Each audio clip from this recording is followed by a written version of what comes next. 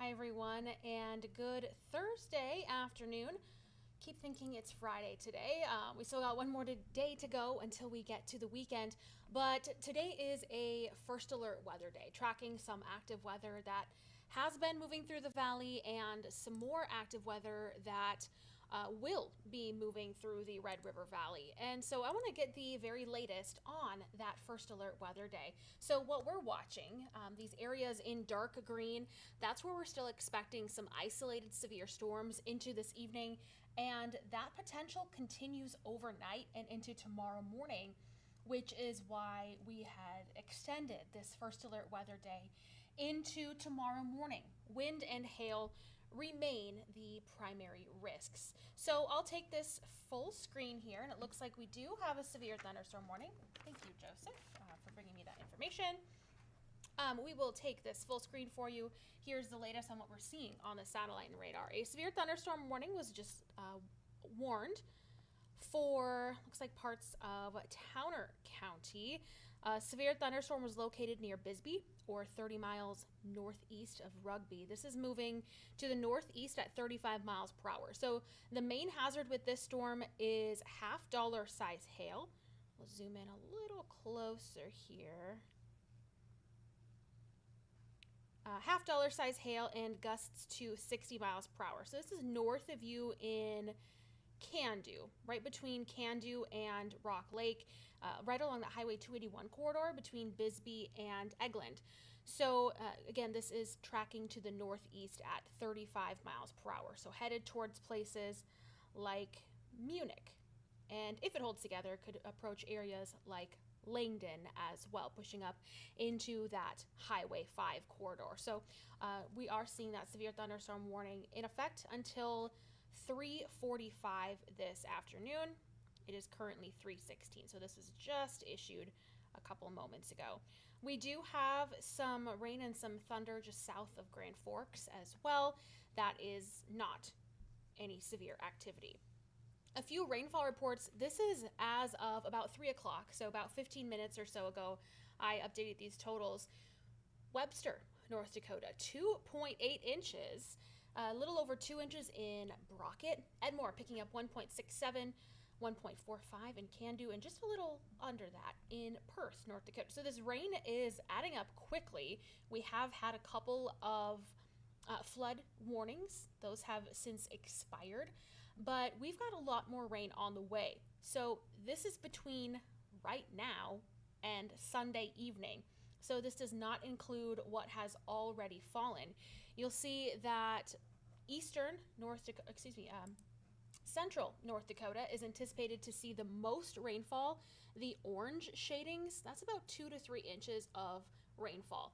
Northeastern North Dakota, a lot of yellow there, that's 1 to 2 inches, but some isolated orange areas too. So about 1 to 3 inches of additional rainfall expected through Sunday, and that's, again, not including what we've already seen fall today. And then parts of northern Minnesota could see a couple of inches of rainfall as well. Southern Valley, not expecting a lot, a light passing shower, but not anticipating the heavy rainfall like other parts of the valley are anticipated to see. Let's walk through your first alert forecast. This is 5 o'clock. We'll see continued storms across the northern valley, but most of those will be lifting up into Canada. Then we are watching for round 2 that will be developing kind of down in southwestern North Dakota, moving up into northeastern North Dakota later tonight. This is now 2 o'clock in the morning, seeing that kind of cluster of storms in northeastern North Dakota, a few more in extreme northern Minnesota. Potentially those could be north of the border into Canada. Regardless, still anticipating that next round of isolated severe storms overnight and into tomorrow morning. So this is now 5:30 in the morning. Still seeing some stormy activity through the north central valley and into northern Minnesota. Eventually, these work their way out off to the east. This is the morning commute time, so still could be a little messy in places in northern Minnesota for that Friday morning commute. Then that clears out by about mid-morning and into the afternoon. We're left with mostly cloudy skies, a few peaks of sun, and then we see more cloud cover build in for Friday night into Saturday, with another round of rain and storms developing down in southwestern North Dakota for Friday night. We're going to take a look at a different forecast model here, only because that one doesn't quite go out far enough. And I want to take us all the way through Monday night and early Tuesday morning. So heading into Saturday, some storms, again, that were to the south and in southwestern North Dakota, try to work their way in, but a lot of models focusing the rain and thunder activity in western and central North and South Dakota. A few showers and storms possible in the James River Valley. We're watching that potential as well. And then overnight into Sunday morning, could see additional rain and thunderstorms. Then we see a bit of a break until we get to Sunday evening. Then we've got some more potentially widespread rain and thunder activity that moves in, and then more by the time we get to Monday afternoon and evening. So we've definitely got an active weather pattern ahead of us. Not all of these rain and storm chances are going to be severe, but that potential is there as we're just kind of in this unsettled pattern like we had been numerous times throughout the summer. Not necessarily saying that we're going to see, severe weather outbreaks, but just this active pattern where we see these rain and storm chances almost every day. Let's take a look at your extended forecast. So this is the next 3 days. Look at these temperatures. We're going to be warm in the 80s, so still feeling like summertime. 84 tomorrow and Saturday, 86 on Sunday, so starting to heat up a little bit more. Morning storms tomorrow. Again, we tracked those mostly to the north and east, most of them to the west on Saturday, but could impact portions of the James River Valley. And then Sunday, we see more rain and storms increasing as we go throughout the day. Looking at the next 7, we'll see more thunder chances on Monday and Tuesday of next week. Temperatures, though, remaining in the 80s. A slight chance of some showers, maybe some thunder on Wednesday. And Wednesday is kind of our transition day when we go from warm and stormy to, still warm, but transitioning to a little bit of a cool down and less stormy pattern. Isolated shower chances are still with us on Thursday and Friday.